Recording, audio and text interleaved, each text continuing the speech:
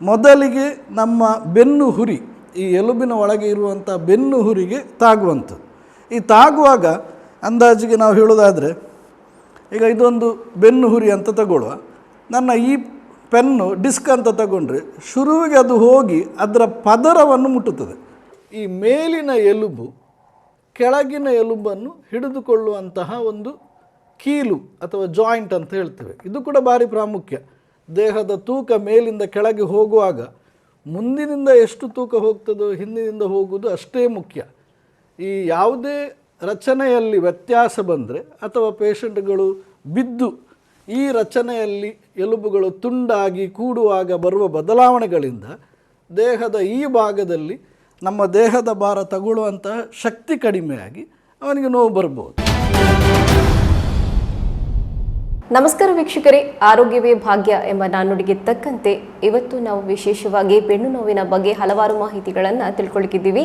ಈ ವಿಚಾರದ ಬಗ್ಗೆ ನಮಗೆ ಮಾಹಿತಿಯನ್ನ ನೀಡೋದಕ್ಕೋಸ್ಕರ ಇವತ್ತು ಕೂಡ ನಮ್ಮ ಜೊತೆ ಇದ್ದಾರೆ ಕೀಲು ಮತ್ತು ಎಲುಬು ತಜ್ಞರಾದಂತಹ ಡಾಕ್ಟರ್ ಶೈಲೇಶ್ ಕುಮಾರ್ KN ಅವರು. ಬನ್ನಿ ಅವರನ್ನ ಕಾರ್ಯಕ್ರಮಕ್ಕೆ ಆತ್ಮೀಯವಾಗಿ ಸ್ವಾಗತಿಸೋಣ. ಸರ್ ನಮಸ್ತೆ, ಕಾರ್ಯಕ್ರಮಕ್ಕೆ ಸ್ವಾಗತ ಸರ್. ಇವತ್ತು ನಾವು ತಿಳಿಯಪಡಿಸಬೇಕಂತಹ ಅಂದರೆ ನಾವು ತಿಳಿದುಕೊಳ್ಬೇಕಾದಂಥ ವಿಚಾರದ ಬಗ್ಗೆ ನೋಡೋದಾದರೆ ಬೆನ್ನು ಆಗಿರ್ಬೋದು, ನರಗಳಾಗಿರ್ಬೋದು, ಪ್ರಮುಖವಾಗಿ ಡಿಸ್ಕ್ ಅಂತ ಹೇಳ್ತೀವಿ ಸರ್. ಇದರ ಬಗ್ಗೆ ನಮಗೆ ಸಂಪೂರ್ಣ ಮಾಹಿತಿಯನ್ನು ಒದಗಿಸ್ಬೋದಾ ಸರ್ ನೀವು? ನಮಸ್ತೆ ವೀಕ್ಷಕರೇ, ಮೊದಲೇ ತಿಳಿಸಿದಂತೆ ಇದೊಂದು ಸೊಂಟ ನೋವಿನ ಬಗ್ಗೆ, ಬೆನ್ನಿನ ಬಗ್ಗೆ ಅಥವಾ ಕತ್ತು ನೋವಿನ ಬಗ್ಗೆ ಒಂದು ಸಾಮಾನ್ಯ ಮನುಷ್ಯನಿಗೆ ಏನೇನು ತಿಳ್ಕೊಳ್ಬೇಕು, ಅದನ್ನು ಯಾವ ರೀತಿಯಲ್ಲಿ ಅವನು ಮನೆಯ ಹಂತದಲ್ಲಿ ಅದನ್ನು ಸುಧಾರಿಸ್ಕೊಳ್ಬೋದು ಎನ್ನುವ ಬಗ್ಗೆ ಮಾಹಿತಿ ಕೊಡುವ ಒಂದು ಕಿಂಚಿತ್ತು ಪ್ರಯತ್ನ. ಅಂಥದ್ರಲ್ಲಿ ಇವತ್ತಿನ ಈ ಅಧ್ಯಾಯದಲ್ಲಿ ನಾವು ಹೇಳಲಿಕ್ಕೆ ಏನು ಬಯಸೋದಂತ ಹೇಳಿದರೆ, ಈ ಸೊಂಟದಲ್ಲಿ ಎಲುಬುಗಳು, ನರಗಳು ಮತ್ತು ಈ ಡಿಸ್ಕ್, ಎಲುಬುಗಳ ನರವಿರುವ ಡಿಸ್ಕ್ ಅಂದರೆ ಏನು, ಅದರ ರಚನೆ ಯಾವ ರೀತಿ ಇದೆ, ಅದು ನಮಗೆ ಯಾವ ರೀತಿಯಲ್ಲಿ ತೊಂದರೆ ಕೊಡ್ಬೋದು, ಅದರ ಬಗ್ಗೆ ಒಂದು ಕಿಂಚಿತ್ತಾಗಿ ಮಾಹಿತಿ ಕೊಡ್ತಾ ಇದ್ದಾನೆ. ಮೊದಲಿಗೆ ಇದು ನಮ್ಮ ಬೆನ್ನು ಅಂತೇಳಿ, ಕುತ್ತಿಗೆಯಿಂದ ಹಿಡಿದು ಸೊಂಟವರೆಗೆ, ಇದರಲ್ಲಿ ಕುತ್ತಿಗೆ, ನಡುಬೆನ್ನು ಮತ್ತು ಸೊಂಟ, ಅಂದಾಜು 7 ಎಲುಬುಗಳು ಕುತ್ತಿಗೆಗೆ, 12 ಎಲುಬುಗಳು ನಡುಬೆನ್ನಿಗೆ ಮತ್ತು 5 ಎಲುಬುಗಳು ಇಲ್ಲಿ ನಾವು ತೋರಿಸಿದ ಪ್ರಕಾರ L1 ಅಂತೇಳಿ. L1 ಅಂತೇಳಿದರೆ ಲಂಬಾರ್ ಅಂತ ಹೇಳ್ತೇವೆ. ಲಂಬಾರ್ ಅಂತೇಳಿದರೆ ಸೊಂಟಕ್ಕೆ ಸಂಬಂಧಪಟ್ಟದ್ದು.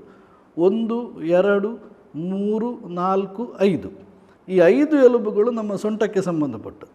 ಅದರಲ್ಲಿ ಈ 2 ಎಲುಬುಗಳ ನಡುವೆ ಒಂಥರ ಬೂದು ಬಣ್ಣದಲ್ಲಿ ಕಾಣಲಿಕ್ಕೆ ಸಿಗುವಂಥದ್ದು ನೀರಿನಂಶ, ಅದನ್ನು ನಾವು ಇಂಗ್ಲೀಷಲ್ಲಿ ಡಿಸ್ಕ್ ಅಂತ ಕರೆಯುವಂಥದ್ದು.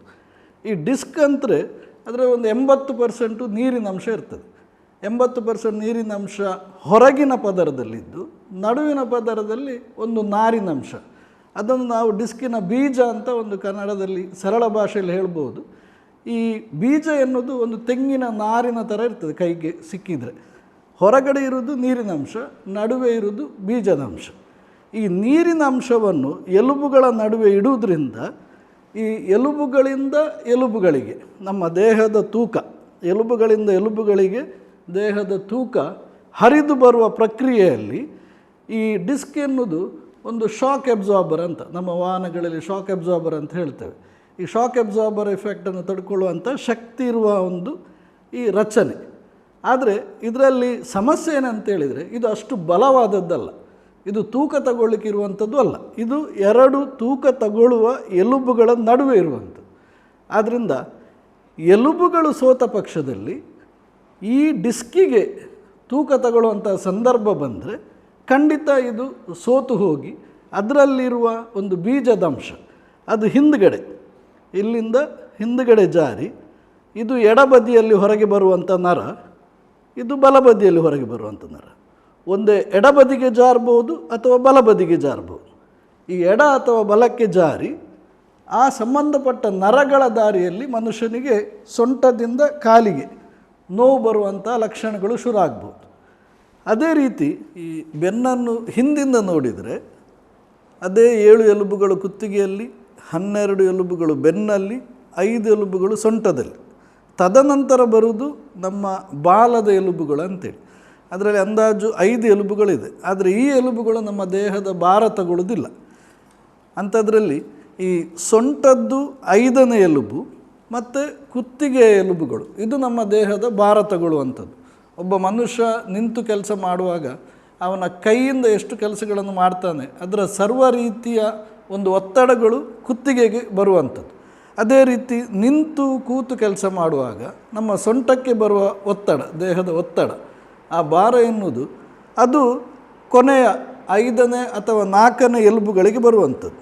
ಈ ಒತ್ತಡಗಳು ನಮ್ಮ ದೇಹದ ಸಾಮರ್ಥ್ಯಕ್ಕಿಂತ ಜಾಸ್ತಿ ಇದ್ದಾಗ ಈ ಡಿಸ್ಕ್ ಎನ್ನುವ ವಿಚಾರ, ಅದರಲ್ಲಿ ನೀರಿನ ಅಂಶವು ಕರಗಿ ಅದರಲ್ಲಿರುವ ಆ ಬೀಜದ ಪದರ ಹಿಂದಕ್ಕೆ ಜಾರಿ. ಯಾಕೆ ಹಿಂದಕ್ಕೆ ಜಾರದು ಅಂತ ನಾನು ಮೊದಲಿನ ಅಧ್ಯಾಯದಲ್ಲಿ ಹೇಳಿದಾಗೆ ಈ ಒಂದು ಗುರುತ್ವಾಕರ್ಷಣದ ವಿಚಾರ ಅದು ಹಿಂದಿಂದಕ್ಕೆ ಎಳೆಯುವುದರಿಂದ ಈ ಡಿಸ್ಕ್ ಎನ್ನುವ ವಿಚಾರ ಹಿಂದಕ್ಕೆ ಜಾರಿ ಮೊದಲಿಗೆ ನಮ್ಮ ಬೆನ್ನು ಹುರಿ, ಈ ಎಲುಬಿನ ಒಳಗೆ ಇರುವಂಥ ಬೆನ್ನು ಹುರಿಗೆ ತಾಗುವಂಥದ್ದು. ಈ ತಾಗುವಾಗ ಅಂದಾಜಿಗೆ ನಾವು ಹೇಳೋದಾದರೆ, ಈಗ ಇದೊಂದು ಬೆನ್ನು ಹುರಿ ಅಂತ ತಗೊಳ್ಳುವ, ನನ್ನ ಈ ಪೆನ್ನು ಡಿಸ್ಕ್ ಅಂತ ತಗೊಂಡ್ರೆ ಶುರುವಿಗೆ ಅದು ಹೋಗಿ ಅದರ ಪದರವನ್ನು ಮುಟ್ಟುತ್ತದೆ, ಹೊರಗಿನ ಒಂದು ಪದರ ಅಥವಾ ಕವಚ ಅಂತ ಹೇಳ್ಬೋದು. ಈ ಕವಚವನ್ನು ಮುಟ್ಟಿದಾಗ ಮನುಷ್ಯನಿಗೆ ನೋವಿನ ತೀವ್ರತೆ ಅಷ್ಟು ಇರುವುದಿಲ್ಲ. ಅವನು ಹೇಳ್ಬೋದು ವಿಶೇಷ ಪರಿಸ್ಥಿತಿಗಳಲ್ಲಿ ಮಾತ್ರ ನನಗೆ ನೋವು ಬರ್ತದೆ ಅಂತ. ಆದರೆ ಈ ಡಿಸ್ಕ್ ಎನ್ನುವ ವಿಚಾರ ದಿನನಿತ್ಯ ಜಾರುವಂಥದ್ದು, ಅದು ಒಮ್ಮೆ ಜಾರಿ ನಿಲ್ಲುವಂಥದ್ದಲ್ಲ. ಅದು ದಿನನಿತ್ಯ ಸ್ವಲ್ಪ ಸ್ವಲ್ಪ ಮಟ್ಟಿಗೆ ಜಾರಿ ಹೋಗಿ ಕವಚವನ್ನು ಬಿಟ್ಟು ಮತ್ತು ಕೊನೆಗೆ ನರಗಳ ಮೇಲೆ ಕೂತ್ಕೊಳ್ಳುವಂಥ ವಿಚಾರ ಬರ್ತದೆ. ಇಂಥ ಸಂದರ್ಭಗಳಲ್ಲಿ ಯಾವಾಗ ಅದು ಸಂಪೂರ್ಣ ನರದ ಮೇಲೆ ಕೂತದೆ ಆವಾಗ ಮನುಷ್ಯನಿಗೆ ದಿನನಿತ್ಯ ನೋವು, ಬೆಳಿಗ್ಗೆ ಎದ್ರೂ ನೋವು, ಮಧ್ಯಾಹ್ನ ನೋವು, ರಾತ್ರಿ ನೋವು ಅಂತ. ಅಂಥ ಸಂದರ್ಭದಲ್ಲಿ ಪೇಷಂಟಿಗೆ ಕೂತ್ಕೊಳ್ಳಿಕ್ಕೂ ಆಗೋದಿಲ್ಲ, ನಿಲ್ಲಕ್ಕೂ ಆಗೋದಿಲ್ಲ, ನಡಿಲಿಕ್ಕೂ ಆಗೋದಿಲ್ಲ ಅಂತೇಳಿ. ಅಂಥ ಒಂದು ತೀವ್ರತೆ ಬಂದಾಗ ಮನುಷ್ಯ ಸಹಜವಾಗಿ ಅವನ ಒಂದು ಸೊಂಟದ ಬಲವನ್ನು ಕಳ್ಕೊಂಡು ಸಂಬಂಧಪಟ್ಟ ಡಾಕ್ಟರ್ಗಳನ್ನು ಒಂದು ಸಂಪರ್ಕಿಸುವಂಥ ಸಂದರ್ಭ ಬರ್ತದೆ. ವೀಕ್ಷಕರಿಗೆ ಇದನ್ನೊಂದು ಚಿತ್ರದ ಮೂಲಕ ವಿವರಿಸುವ ಒಂದು ಕಿಂಚಿತ್ ಪ್ರಯತ್ನ. ಯಾಕೆಂತ ಹೇಳಿದರೆ ನಾವು ಇದನ್ನು 10-15 ವರ್ಷ ಕಲಿತು ಅನುಭವವಿದ್ದು ಮಾತಾಡುವಾಗ ಒಂದು ಸಾಮಾನ್ಯ ಮನುಷ್ಯನಿಗೆ ಇದರ ಮಾಡೆಲ್ಗಳನ್ನು ಅಥವಾ ಕಂಪ್ಯೂಟರ್ ಚಿತ್ರಗಳನ್ನು ತಿಳಿಸಿದಾಗ ಅವನ ಮನಸ್ಸಿಗೆ ತಿಳುವಳಿಕೆ ಬರೋದು ಸ್ವಲ್ಪ ಕಷ್ಟ. ಅಂಥದ್ರಲ್ಲಿ ಈ ಚಿತ್ರರೂಪದಲ್ಲಿ ಹೇಳೋದಾದರೆ ಇದು ಒಂದು ಮೇಲಿನ ಎಲುಬು ಅಂತ ತಗೊಳ್ಬೋದು, ಇದು ಕೆಳಗಿನ ಎಲುಬು ಅಂತ. ಈ 2 ಎಲುಬುಗಳ ನಡುವೆ ಇರುವುದು ಡಿಸ್ಕ್. ಇದರಲ್ಲಿ ಹೊರಗಿನ ಪದರದಲ್ಲಿ ಇರುವಂಥದ್ದು ನೀರಿನ ಅಂಶ, ನಡುವೆ ಇರುವುದು ಅದರದ್ದು ಬೀಜದ ಅಂಶ ಅಂತೇಳಿ. ನಿಜವಾಗಿ ಡಿಸ್ಕ್ ಅಂತ ನಾವು ಮಾತಾಡುವಾಗ ಅದನ್ನು ಇದಕ್ಕೆ ಸಂಬಂಧಪಟ್ಟ ಹಾಗೆ ಮಾತಾಡಬೇಕಾಗ್ತದೆ. ಯಾಕೆಂದರೆ ಡಿಸ್ಕ್ ಜಾರುದಂತ ಹೇಳಿದರೆ ಈ ಅದರ ಬೀಜ ಜಾರುವುದೇ ವಿನಃ ಅದರ ಹೊರಗಿನ ಪದರ ಜಾರುವುದಿಲ್ಲ. ಅಂಥದ್ರಲ್ಲಿ ಇದು ಡಿಸ್ಕಿನ 2 ಭಾಗಗಳು, ಒಂದು ಬೀಜ, 2 ಹೊರಗಿನ ಪದರ. ಈ 2 ಎಲುಬುಗಳ ಹಿಂದಿನ ಭಾಗದಲ್ಲಿ ಇಷ್ಟು ಸ್ಥಳಾವಕಾಶ ಇರುವುದು ನಮ್ಮ ಬೆನ್ನಿನ ಹುರಿಯಿಂದ ನರಗಳು ಹೊರಗೆ ಬರಲಿಕ್ಕೆ. ನಾನು ಅದನ್ನು ತೋರಿಸಿದಂತಾದರೆ ಒಂದು ಈ ರೀತಿ ನರ ಹೊರಗೆ ಬರುವುದು ಅಂತೇಳಿ, ನಮ್ಮ ಬೆನ್ನಿನ ಹುರಿಯಿಂದ ಒಂದೊಂದು ನರಗಳು ಈ ರೀತಿ ಹೊರಗೆ ಬರುವಂಥ. ಅದೇ ರೀತಿ ಈ ಮೇಲಿನ ಎಲುಬು ಕೆಳಗಿನ ಎಲುಬನ್ನು ಹಿಡಿದುಕೊಳ್ಳುವಂತಹ ಒಂದು ಕೀಲು ಅಥವಾ ಜಾಯಿಂಟ್ ಅಂತ ಹೇಳ್ತೇವೆ. ಇದು ಕೂಡ ಭಾರಿ ಪ್ರಾಮುಖ್ಯ. ದೇಹದ ತೂಕ ಮೇಲಿಂದ ಕೆಳಗೆ ಹೋಗುವಾಗ ಮುಂದಿನಿಂದ ಎಷ್ಟು ತೂಕ ಹೋಗ್ತದೋ ಹಿಂದಿನಿಂದ ಹೋಗುವುದು ಅಷ್ಟೇ ಮುಖ್ಯ.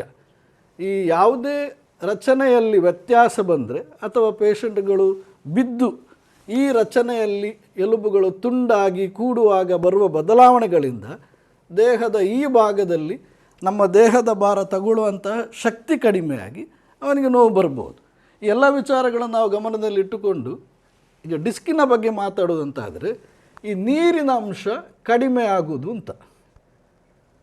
ನೀರಿನ ಅಂಶವು ಕಡಿಮೆ ಆಗ್ತಾ ಹೋಗಿ ಅಂದಾಜು ಒಂದು ಈ ರೀತಿ 2 ಎಲುಬುಗಳ ನಡುವೆ ಇರುವ ಸ್ಥಳಾವಕಾಶ ಕಡಿಮೆ ಆಗುವುದು ಮತ್ತು ಈ ಬೀಜದ ಅಂಶ ಇಲ್ಲಿಂದ ಜಾರಿ ಹೊರಗೆ ಬಂದು ನೇರ ಹೋಗ್ತಾ ಇರುವ ನರವನ್ನು ಹಿಂದಕ್ಕೆ ದೂಡುವಂಥದ್ದು. ಈ ಹಿಂದಕ್ಕೆ ದೂಡಿದ ಪಕ್ಷದಲ್ಲಿ ಆ ಜಾಗದಲ್ಲಿ ನರಗಳಿಗೆ ಆಗುವ ಗಾಯ ಅದರಿಂದ ಬರುವ ನೋವು, ಇದು ನರಗಳಿಂದ ಬರುವ ನೋವು ಅಂತ ಹೇಳ್ಬೋದು. ಯಾವಾಗ ಈ ಡಿಸ್ಕ್ ಎನ್ನುವುದು ನೇರವಾಗಿ ಹಿಂದಕ್ಕೆ ಹೋಗ್ತದೆ ಆಗ ಮನುಷ್ಯನಿಗೆ ಸೊಂಟ ನೋವು. ಅದು ಎಡ ಅಥವಾ ಬಲಬದಿಗೆ ಜಾರಿದಾಗ ಅದಕ್ಕೆ ಸಂಬಂಧಪಟ್ಟ ಹಾಗೆ ಒಂದೇ ಬಲಬದಿಯಲ್ಲಿ ಕಾಲಲ್ಲಿ ನೋವು ಬರ್ಬೋದು ಅಥವಾ ಎಡಬದಿಯಲ್ಲಿ. ಎಷ್ಟು ನರಗಳಿಗೆ ಗಾಯ ಆಗಿದೆ, ಎಷ್ಟು ದೊಡ್ಡ ಗಾಯ ಆಗಿದೆ ಅಷ್ಟು ನೋವಿನ ತೀವ್ರತೆ ಜಾಸ್ತಿ. ಇದು ಒಂದು ಡಿಸ್ಕಿನ ಬಗ್ಗೆ ಒಂದು ಛಾಯಾಚಿತ್ರ ಅಥವಾ ಒಂದು ರೇಖಾಚಿತ್ರದಲ್ಲಿ ಸಾಮಾನ್ಯ ಮನುಷ್ಯನಿಗೆ ಅರ್ಥ ಆಗುವ ಹಾಗೆ ಹೇಳಲಿಕ್ಕೆ ಇರುವ ಒಂದು ಪ್ರಯತ್ನ. ಸರಿ, ಇವತ್ತು ನಮಗೆ ಬೆನ್ನು ಹಾಗೂ ಬೆನ್ನಿನ ರಚನೆ ಆಗಿರ್ಬೋದು, ಬೆನ್ನು ಮೂಳೆಗಳ ರಚನೆ ಆಗಿರ್ಬೋದು, ವಿವಿಧ ಹಂತಗಳಲ್ಲಿ ಯಾವ ರೀತಿ ಇದೆ ಅನ್ನೋದ್ರ ಬಗ್ಗೆ ನೀವು ತಿಳಿಸ್ಕೊಟ್ರಿ. ಅದರ ಜೊತೆಗೆ ಡಿಸ್ಕ್ ಬಗ್ಗೆ ಕೂಡ ಕೆಲವೊಂದು ಮಾಹಿತಿಗಳನ್ನು ನಮಗೆ ಪರಿಚಯ ಮಾಡಿಕೊಟ್ರಿ ಇವತ್ತು. ಇನ್ನು ಮುಂದಿನ ಹಂತಗಳಲ್ಲಿ ನಾವು ಇದರಲ್ಲಿ ಬರುವಂತಹ ಸಮಸ್ಯೆಗಳಾಗಿರ್ಬೋದು, ಆರೋಗ್ಯ ಸಂಬಂಧಿತ ವಿಚಾರಗಳಾಗಿರ್ಬೋದು, ಅವುಗಳ ಬಗ್ಗೆ ನಮಗೆ ತಿಳಿಸ್ಕೊಡ್ಬೇಕು ಅಂತ ಹೇಳಿ ಕೇಳ್ಕೊಳ್ತಿದ್ದೀವಿ. ಈ ವಿಚಾರದ ಬಗ್ಗೆ ನಮಗೆ ಹಲವಾರು ಮಾಹಿತಿಗಳನ್ನು ನೀಡಿದಕ್ಕೋಸ್ಕರ ವೀಕ್ಷಕರ ಪರವಾಗಿ ನಾನು ತುಂಬ ಹೃದಯದ ಧನ್ಯವಾದ ನೀಡ್ತಾ ಇದ್ದೀನಿ ಸರ್. ಧನ್ಯವಾದ. ಇದು ಈ ಹೊತ್ತಿನ ಸಾಧನಾ ಸೌಖ್ಯ. ಇವತ್ತಿನ ಕಾರ್ಯಕ್ರಮದಲ್ಲಿ ಬೆನ್ನು ಮೂಳೆಗಳ ರಚನೆ ಆಗಿರ್ಬೋದು ಅಥವಾ ಅವುಗಳ ಸಂಬಂಧಿತ ವಿಚಾರಗಳ ಯಾವ ರೀತಿ ಇದೆ ಅನ್ನೋದರ ಬಗ್ಗೆ ಹಲವಾರು ಮಾಹಿತಿಗಳನ್ನು, ಡಿಸ್ಕ್ಗಳ ಮಾಹಿತಿಗಳನ್ನು ಇವತ್ತು ಡಾಕ್ಟರ್ ಶೈಲೇಶ್ ಕುಮಾರ್ ಅವರು ನಮಗೆ ನೀಡಿದ್ದಾರೆ. ಇನ್ನು ಮುಂದಿನ ಹಂತದಲ್ಲಿ ಇವುಗಳಿಂದ ಸಂಬಂಧಿತ ಇನ್ನಷ್ಟು ವಿಚಾರಗಳನ್ನು ತಿಳಿಯುವಂತಹ ಕ್ಷಣ ಕುತೂಹಲ ನನಗೂ ಇದೆ. ಹಾಗಾದರೆ ಮಾಡಬೇಕಾದಂಥ ಕೆಲಸ ಏನು, ಬೆನ್ನು ನೋವಿನ ಬಗ್ಗೆ ನಿಮಗೇನು ಗೊಂದಲ ಇದೆ, ನಿಮ್ಮಲ್ಲಿರುವಂಥ ಪ್ರಶ್ನೆಗಳು ಏನು ಎಂಬುದನ್ನು ಕಮೆಂಟ್ ಬಾಕ್ಸ್ನಲ್ಲಿ ನಮಗೆ ತಿಳಿಸಿದರೆ ಖಂಡಿತವಾಗ್ಲೂ ಕೂಡ ಮುಂದಿನ ಸಂಚಿಕೆಯಲ್ಲಿ ಅವುಗಳಿಗೆ ಉತ್ತರ ಕಂಡುಕೊಡುವಂತಹ ಪ್ರಯತ್ನವನ್ನು ನಾವು ಮಾಡ್ತೇವೆ. ನ್ಯೂಸ್ ಸುದ್ದಿ ಚಾನಲನ್ನು ಸಬ್ಸ್ಕ್ರೈಬ್ ಮಾಡಿ ಹಾಗೂ ಶೇರ್ ಮಾಡಿ. ಈ ಮಾಹಿತಿಯನ್ನು ಹಲವಾರು ಮಂದಿಗೆ ಶೇರ್ ಮಾಡಿ ಅಂತ ಹೇಳಿ ಕೇಳ್ಕೊಡುತ್ತಾ ಧನ್ಯವಾದಗಳು.